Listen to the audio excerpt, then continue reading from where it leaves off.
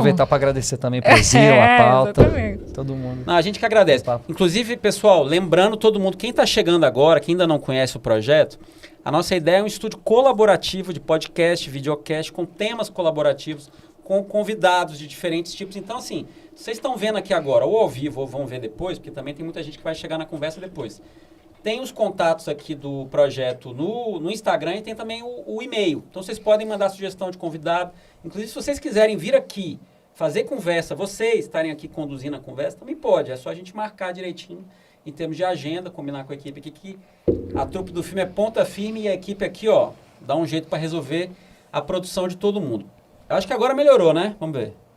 Falando perto da boca ficou ótimo, Daniel. Obrigado, Daniel. O áudio tá ótimo. Maravilha, gente. Obrigado. Ó, tá vendo? O negócio é... A gente vai ajustando. Mas, ó, eu acho que... Olha aí, Derson Maia assistindo a gente, meu candidato a querido deputado distrital, Derson. maravilhoso. Olha aí, ó. Podemos convidar já a galera, hein? Já meti um merchan. É um baita convidado. Natália Vieira, nossa conselheira tutelar também aqui assistindo. Beijo pra você, Natália. Muito bem. Não, eu acho que o grande lance que eu perguntei de como é que define esse ano, porque eu estava inclusive vendo essas notícias dos bolsonaristas pós-eleições e, por exemplo, essa situação muito louca deles estarem recebendo as informações, né, que eu acho que isso é uma coisa bem quente que circulou nas redes esses últimos dias, claro, pós-eleições. Então, temos aí 4 dias, né? E que eles estão vivendo uma espécie de uma realidade paralela. Uhum. E aí eu fiquei pensando, cara, que ano é esse? Primeiro, que a gente enfrenta a máquina do jeito que a gente enfrentou. Eu ia falar gente, não é a gente, é o Brasil. O Brasil houve uma tentativa concreta de desestruturação da democracia a partir de uma ação orquestrada, né, do empresariado, do governo atual e de muita gente. O Brasil não, o mundo, né? Esse fenômeno que a gente está enfrentando de guerra de informação, que se chamam agora de guerra híbrida. Exatamente. E essa estratégia de desinformação da população, isso é um fenômeno mundial. E o que eu fico pensando assim, o que isso tem a ver, não é só o que isso tem a ver, mas assim, como é que isso se relaciona com a busca de linguagens e caminhos de comunicação. E como é que isso se está transformando ao ponto de você ter uma parcela enorme da sociedade pós-eleições vivendo uma realidade paralela em que eles estão comemorando, indo para a rua, comemorando suposto prisão de ministro do STF, que não aconteceu, comemorando uma possível intervenção que seria fruto de um artigo da lei que também não existe, e todo mundo extremamente engajado ao ponto de uma pessoa, inclusive, se jogar na frente de um caminhão e tentar usar isso como forma de bloquear. Não, e com a certeza de que houve fraude nas urnas, né? Eu tenho visto muito esse discurso, inclusive a Fox News americana reproduzindo isso também, de que as eleições brasileiras foram... Fox News também? É claro, né? Mas quem, claro, né? A Fox, que fez isso pelo Trump também, e agora está fazendo isso pela gente. Que o time é o mesmo, inclusive. Mas eu fico pensando assim, cara, como é que a gente define o que a gente está vivendo, entende? Cara, eu acho que esse é o maior desafio que a gente vai enfrentar agora, pós-eleições, e nesses próximos 4 anos, porque o risco que a gente corre, que é muito real, é de que volte essa candidatura bolsonarista em 2026 com muita força, e o Congresso bolsonarista que a gente tem aí agora vai trabalhar ativamente para isso, para, assim como fizeram com a Dilma, impedir o que for possível impedir de reforma e de ação dentro do Congresso para que volte o bolsonarismo redentor, como o Trump está querendo voltar nos Estados Unidos também, e se ele voltar, se ele for bem sucedido, acho que será um péssimo sinal para nós, né? Mas eu acho que esse é com certeza o maior desafio que a gente vai enfrentar, de como encontrar outra vez parâmetros comuns de real que sejam confiáveis para que a gente possa ter uma narrativa comum de novo, da onde partir, né? Para que essa ideia de verdade deixe de ser uma verdade contextual, deixe de ser uma coisa localizada, que a gente saia desse relativismo, porque qual que é o prejuízo de ter esse relativismo tão forte como a gente está tendo agora? Sem uma verdade comum, sem um plano de real comum do qual a gente possa partir, tudo vira meritocracia, tudo vira quem consegue falar mais alto. Então, vai ser sempre o domínio do mais forte. A gente perde a possibilidade de construir um cenário de justiça se a gente não tem um parâmetro comum de real. Que eu acho que, assim, nos últimos anos Posso entrar na sociologia pesada aqui? Se ninguém mais quiser comentar, gente. Não, Senão tá pega ótimo, uma vai que a gente uma vai. via de monopólio aqui Não, do microfone e vai vamos. embora. E, aliás, porque no seu caso também, o seu monopólio traz um bem-estar para as pessoas. Que tá todo mundo elogiando. Ai, que voz deliciosa, adoro a voz da Laila. Então já tem o trabalho de locutor aqui. Isso é tudo amigo meu que eu embalando convenci a assistir para ficar comentando. Você sabe que eu quero te convencer a ser host aqui do La Pauta Hub, né? Mas então olha, eu tô já é uma treinando dica pra pro isso. pessoal. Por favor, gente, peçam a Laila mais vezes aqui como host. É. Perfeito, e vai dando o tom da conversa. Eu tô também. treinando para isso, André. Eu tô treinando para isso. Mas então vou voltar lá atrás, já que vocês me deram esse espaço. No século XIX... É porque eu acho que é importante a gente fazer a recuperação desse processo histórico de, primeiro, como a gente construiu essas narrativas comuns e como isso foi tão benéfico para a sociedade ocidental, onde essas narrativas imperaram durante tanto tempo, para agora, esse último século, essas últimas décadas principalmente, quando essas narrativas começaram a ruir, né? Então, quando a gente tem revolução científica na Europa, ali, século XVI, e aí se admite a possibilidade de um contato direto com o real, a ideia de experimento, a ideia de você realmente conseguir produzir conhecimento a partir do contato com o real. E aí isso se soma, vou fazer uma simplificação, história do Ocidente em 30 segundos, tá? E aí isso se soma ao iluminismo, às revoluções burguesas na Europa, etc. Nasce o positivismo. Tanto o positivismo filosófico como o positivismo jurídico vão nascer no berço desse contexto, com a possibilidade de oferecer para a gente, pela primeira vez, duas instituições simbólicas ou duas narrativas modernas principais, que são o Estado moderno, construído ali em comum acordo entre todo mundo, e então a gente passa a confiar na lei que foi acordada, acabou o direito divino, não tem mais um direito que é fundamentado em alguma coisa que não seja a razão e o acordo entre as pessoas, e um positivismo científico que é a realidade, ela é estável, ela é a mesma para todo mundo, está todo mundo partindo do mesmo lugar, então a gente pode confiar que está todo mundo falando sobre a mesma coisa. E aí essas instituições, no começo do século XX, elas vão ruir, né? Elas vão começar a entrar em crise. E acho que o episódio máximo que indica essa crise, essa ruptura, é a Segunda Guerra, quando a gente vê que esse Estado moderno acordado, o pacto jurídico que foi feito, ele também pode se voltar contra os próprios cidadãos. Quer dizer, você pode ter um regime operando perfeitamente legal e esse regime ser um regime perverso. Sim. E a ideia do positivismo filosófico ou positivismo científico, que produziram uma nova fundamentação para o que antes era dado pela moral, que foi o racismo científico, né?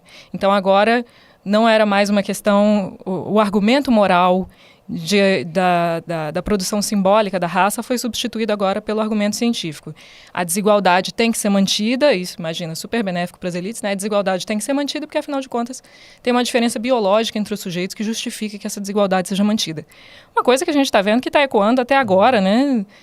Assistimos muitos episódios essa semana de manifestações com bandeira dos confederados na rua, pessoal fazendo saudação nazista, etc.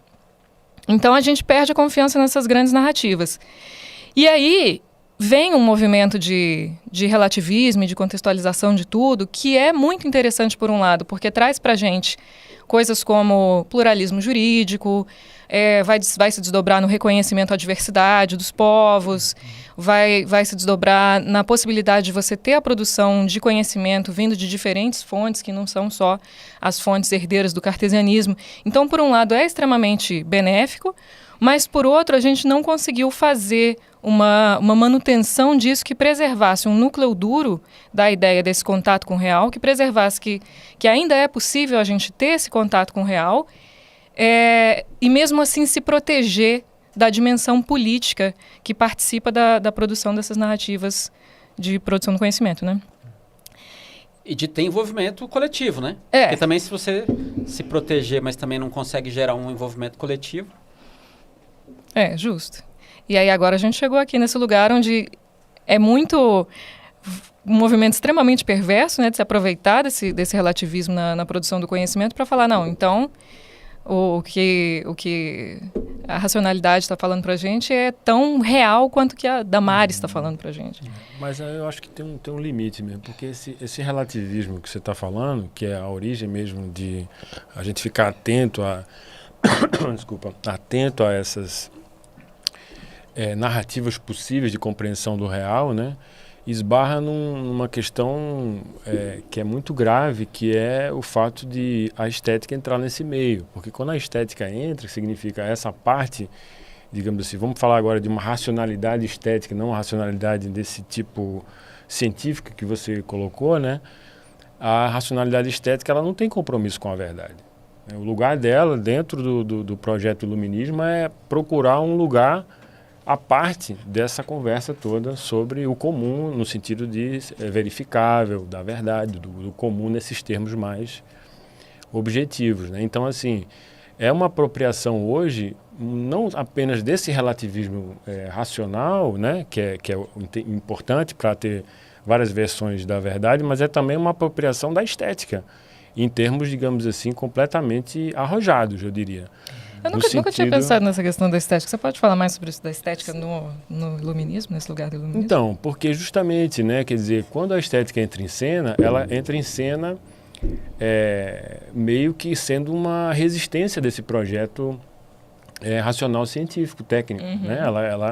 Ela quer um lugar que... É um espaço de transgressão... É um espaço de transgressão no sentido de que a gente não precisa produzir conhecimento. A experiência estética não produz necessariamente conhecimento. Né? Então, assim, a partir dali ela consegue um lugar independente. Não precisa né? ter uma razão objetiva, né? Não é uma razão, não é uma racionalidade objetiva, verificável, né? Não quer dizer que seja alguma coisa aleatória, claro. Né? Ou seja, ou mesmo uma apologia da ignorância. Não é o caso, a gente ainda está dentro ali de uma racionalidade, né? Como eu falei. Mas o que a gente vê hoje é uma apropriação disso em termos ultra radicais, no sentido de você, já que não tem um compromisso com a verdade, flertar com a própria ignorância. Sim. E aí você tem uma estética elevada a uma potência, digamos assim, quase que perversa. Mas a experiência estética enquanto um lugar de reforço dos seus preconceitos e da sua ignorância. Por exemplo, mas pode ser também por outras coisas. Mas esse é um lugar que cabe, não é errado, entendeu? A estética não é a própria política, porque para mim na sociologia isso que você descreveu é a política, pura.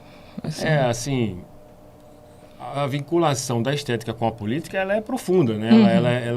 Ela remete, tipo, em termos ocidentais, ela remete à própria retórica na época dos antigos, né? Ou seja, aquele espaço onde você pode manipular no convencimento pela forma como aquilo vai ser falado, né? Como não só a forma, mas a ordem, né? Do que vai ser colocado. Quer dizer, hoje o que a gente vê é isso, né? Da retórica sendo colocado em termos radicais, porque agora a gente, em termos de escala, a gente não tem apenas uma praça onde umas pessoas vão falar para outras, a gente tem, tipo, o Twitter, né? Tem, sei lá... a mentira fórum. Sempre existiu, né? A ideia do que é falso, assim, das contranarrativas sempre existiu. Que a gente está vendo uma super maximização disso agora. Exato. Aliás, desculpa, só porque a Ana Cecília perguntou aqui, o que é estética? Muito boa, vai, professor. Muito boa. Porque eu acho que, realmente, assim, é bom também para, de alguma forma, ajudar a compreensão, porque eu realmente concordo que eu acho que hoje entender estética e entender... Quando a gente fala muito em disputa de narrativas, né? Mas eu acho que fala pouco de disputa estética. Mas assim, fala pouco, mas faz muito. Porque, de fato, o que a gente viu na campanha eram disputas estéticas. E aqui, só para dar assim, uma pequena introdução, para não ficar realmente... Foi boa a pergunta da telespectadora ouvinte aí, que de fato, a gente está falando de percepção, né? Estética em termos de experiências perceptivas. Ou seja, sem ter uma preocupação com o conteúdo de primeira. Você pode ter uma experiência desvinculada de conteúdo. Mais ligado às sensações. Por exemplo, como a gente estava fazendo campanha na rodoviária, o que estava em questão ali era a ocupação do espaço pelas cores, pelos sons. Era perceptível. Antes de você abordar alguém, conversar sobre qualquer conteúdo, você chamava a atenção, tomava buzinada, dava buzinada e tal. Entrava uma banda, o sinal fechava, abria, tinha aquela relação toda perceptiva em primeiro lugar, o acesso inicial, né, estético, perceptivo, para depois entrar qualquer coisa vinculada a conteúdo. E isso, todas as duas partes aí, tanto o campo progressista quanto os bolsonaristas usaram bastante, né? É claro que a gente viu muito exagero da parte do bolsonarismo, pensando aí em termos de fake news. Daqui a pouco a gente pode entrar mais nesse assunto, a coisa da mentira, né? Que aí já é outra ferramenta. Que é aquilo que é flertar com essa parte mais... que vai não só construir narrativas, mas vai tentar inventar fatos. Na verdade, eu acho que a coisa mais ousada que tem nisso aí tudo não é simplesmente dar novas versões, mas tipo forçar fatos que não existem, né? Ganhar existência. Como esse, por exemplo, que você falou lá no começo aí, de que isso estava presente nos dois discursos, né, tanto do Bolsonaro quanto do Lula, de dizer que estava contra o sistema, o Bolsonaro falou isso, que está sempre que foi uma campanha dele contra o sistema, e o Lula também falar, né, que ganhou uma eleição contra a máquina do Estado, ou seja, contra o sistema. O espelhamento entre as duas campanhas é impressionante, né? Assim, o bolsonarismo vai acusar de tudo que eles são acusados o tempo todo. Isso aí é a principal retórica deles, eu concordo plenamente. Uma estratégia, e é nesse sentido isso que você traz da estética, eu achei muito interessante, porque é um debate frequentemente vazio de conteúdo político, econômico. A maioria das pessoas que está discutindo ali, e eu me incluo nisso com grande ignorância em relação a termos econômicos mais elaborados, etc. O que a gente está discutindo, no final das contas, é uma pauta de valores, né? Um pacote de valores que você está comprando para estar de um lado ou do outro, com uma linha bem Seba. Não, eu ia dizer que as duas coisas que vocês falaram acaba que batem muito bem, assim, porque lá ela falou da questão da pós-verdade, da falta de parâmetros mínimos de debate, né? E quando a gente pega a estética bolsonarista, sobretudo de rede social, mas também a forma como eles vão para a rua, é uma estética que muita gente trata por tosca, né? Uma coisa assim, sem nenhum tipo de parâmetro. A pessoa vai lá na casa dela, ela bota as favas, qualquer tipo de, vamos dizer assim, padrão estético, e aí não é com nenhum juízo de valor de qual seria esse padrão. Mas é uma coisa muito do tipo, cara, eu vou pegar aqui, eu vou botar de qualquer composição, vou botar minha mensagem e vai. E tem a ver com a forma como esse movimento bolsonarista trata a própria informação mesmo, assim, tanto faz o fato, tanto faz o que o resto do mundo pensa, tanto faz o que está para além da minha própria noção do que é a realidade, né? Então, assim, acho que é interessante pensar nesses termos, assim, como que essa pegada estética, ela tem uma sinergia muito completa com esse modus operandi de pensamento mesmo, como o professor vai saber falar melhor do que eu, mas como tende a ser, né, quando a gente fala de estética, como que se conecta com uma questão muito mais profunda, assim. Em termos perceptivos, desculpa, só para completar, exatamente isso, não teria, digamos assim, necessidade de a gente fazer esse juízo de valor, tipo, porque todas as duas estão jogando com estéticas próprias, até mesmo com vinculações culturais que a gente consegue identificar, grupos culturais que se vinculam mais a essa estética do que outros, né? Tipo música, por exemplo, né? Desculpa, aqui a Júlia, inclusive, a Júlia Bueno, que é inclusive ilustradora, artista, faz uns desenhos lindos. Sugiro que vocês sigam ela no Instagram, se ela quiser deixar o contato aqui, claro. Ela falou, inclusive, concorda, inclusive, colocou entre aspas, né? Aquele mote que é narrativo, mas que se referencia a uma estética que é a ideia da nossa bandeira jamais será vermelha, que foi usada como... no fundo, eu acho que tem várias mensagens, né, que dialogam com a questão, com a apropriação estética, seja da bandeira, seja de outros símbolos, né? E também eu acho que isso tem a ver com a sociedade que a gente vive hoje, que é uma sociedade bastante pautada pela superficialidade também, né? Em que você precisa convencer, não pelo um argumento, mas sim pela força, às vezes, do impacto superficial, né? De uma imagem, de um vídeo, ou do reforço de uma concepção pré-estabelecida que a pessoa quer simplesmente ter uma confirmação, né? Pois é, essa superprodução aí dessas mensagens que são superficiais, como vocês três colocaram, eu acho que é muito, muito interessante, porque... E isso nossa bandeira jamais será vermelha, essa fantasia de estamos sendo perseguidos pelo fantasma do comunismo que vai chegar aqui, etc. Todo esse debate de temos que defender o liberalismo econômico, sobretudo, e o Bolsonaro sempre terminava os debates falando isso, naquela mensagem final, ele vinha, Deus, pátria, família, liberdade econômica. Esse cara tá de brincadeira, né? E essa ideia de que a gente tem que defender a liberdade como se o comunismo fosse sempre uma ameaça à liberdade, porque na igualdade não existe individualidade. E nós temos que defender a individualidade acima de tudo, etc. Eu acho que é um discurso, assim, um tipo de apelo que até caía melhor uns anos atrás, assim, quando a gente tinha uma direita conservadora um pouco mais padrão, um Fernando Henrique, quando a gente ainda estava tendo um debate de direita e esquerda um pouco mais programático dentro do Brasil, até que isso ainda se encaixava melhor.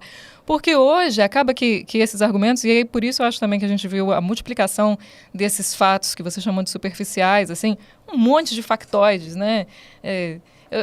Para mim, o melhor exemplo disso é Damares, que cada vez que abre a boca inventa uma realidade nova. É um grande volume de informação que é usado para criar uma capa ali de fachada em cima do que, para mim, é o problema maior do Brasil, é a questão maior do Brasil que a gente não resolveu e não vai resolver tão cedo, que é racismo. Para mim, essa é muito a questão. A gente tem, na verdade, aí no projeto bolsonarista, um projeto eugenista, racista, que por isso se identifica tanto com os movimentos fascistas neonazis. E aí a gente usa, então, um monte de outras informações para não falar de cara, não, sou nazista mesmo. Sabe, a gente assistiu o pessoal em Santa Catarina fazendo juramento à bandeira. Assustadora. Não, pelo amor de Deus, né? E querendo se justificar falando que não. E isso é de uma infantilidade que também me impressiona. Aí o pessoal querendo falar, o pessoal em Santa Catarina, né? Não, isso é um juramento à bandeira. É a esquerda que está super interpretando. É a esquerda que quer criar esse factoide de que a direita é nazista. Gente, pelo amor de Deus, a gente tem um contexto ao qual a gente tem que responder, né, que não é só uma saudação à bandeira ali na frente. É Sarah Winter, há 2 anos atrás, na Esplanada, vestindo roupa da Ku Klux Klan. É o pessoal usando bandeira de confederados em movimento. É o pessoal fazendo símbolo nazista em live com o presidente, a copo de leite em cima da mesa. É um conjunto de coisas que aparecem em um contexto que a gente não pode ignorar, mesmo que uma pessoa lá no meio estivesse achando que estava inocentemente fazendo um juramento à bandeira. Está na hora de se situar. Temos aí 80 anos já depois da Segunda Guerra para nos atualizarmos do que é o nazismo no mundo e o neonazismo, principalmente no sul do Brasil. Não dá para a gente sair de ignorante em cima disso, falando que não está sabendo, né, o que está acontecendo. Inclusive, é uma boa oportunidade, não sei se tem alguém vendo aqui que possa ter alguma simpatia pelo bolsonarismo, mas se atentar a isso, né? Então, se tem um desconhecimento em relação a isso, é bom que saiba. Existem grupos neofascistas, nazistas organizados e profundamente vinculados com o projeto bolsonarista. 270% de crescimento das células nazistas crescido as células... Isso é um alerta importante, porque nem todo mundo se atentou a isso ainda. Então, se você não sabe, fique sabendo e pense se realmente esse é o espaço que você quer construir, esse é o país que você quer construir. Né? E outra coisa também é a gente não esquecer que existe uma lei contra o terrorismo no Brasil, né? Que foi assim feita mais para atacar as manifestações que eram da esquerda na época, mas que agora podem ter uma utilidade de fato, né? Inclusive, não podemos esquecer disso. A gente está falando aqui dos símbolos, o Daniel de Freitas colocou aqui, ó. A apropriação de símbolos entra nesse escopo de deformação da estética. Aliás, desculpa, é uma pergunta. A apropriação de símbolos entra nesse escopo de deformação estética? Exemplo, aí ele fala exatamente isso. Exemplo, saudação nazista, relativizada como saudação romana, o tridente rubro-negro do Pravi Sector ucraniano e 3 pontos, reticências, ou seja, ele está dizendo que a apropriação desses símbolos como deformação estética. Aí eu fico dúvida se é deformação. Isso, eu acho que é por aí, porque não é deformação, é uma estética, é isso, assim, não é correto do ponto de vista legal defender isso, a gente tem uma Constituição que proíbe esse tipo de comportamento, a gente precisa aceitar isso, mas continua uma estética. E talvez eu fico pensando porque são modos são regimes sensíveis, né? São comportamentos que estão em questão. Então, do ponto de vista perceptivo, a gente reconhece isso, para além dos conteúdos propriamente, né? Quando você fala que isso que é errado do ponto de vista legal, me preocupa, e eu acho que é uma coisa para a qual a gente tem que se atentar também, que é que a gente já superou essa ideia do positivismo jurídico puro de que o que é correto ou não é correto tem que ser amparado pela lei, tá? Ou não dentro da lei, porque a lei muda. A gente pode mexer no sistema legal e uma coisa é pedalada num dia, no outro dia não é mais. Uma coisa pode ser crime num dia e no outro dia não é mais. E aí, eu acho que isso tem muito a ver com o que a gente está falando aqui, de como encontrar denominadores mínimos comuns, tanto para o estabelecimento de uma verdade com a qual a gente possa se relacionar e a partir da qual a gente possa produzir conhecimento, e então saber o que é real e o que não é, e conseguir sair de uma fake news, conseguir reconhecer uma fake news e orientar melhor as pessoas, mas também para a gente absorver o que é o contemporâneo do direito no Brasil, que é um pós-positivismo, né?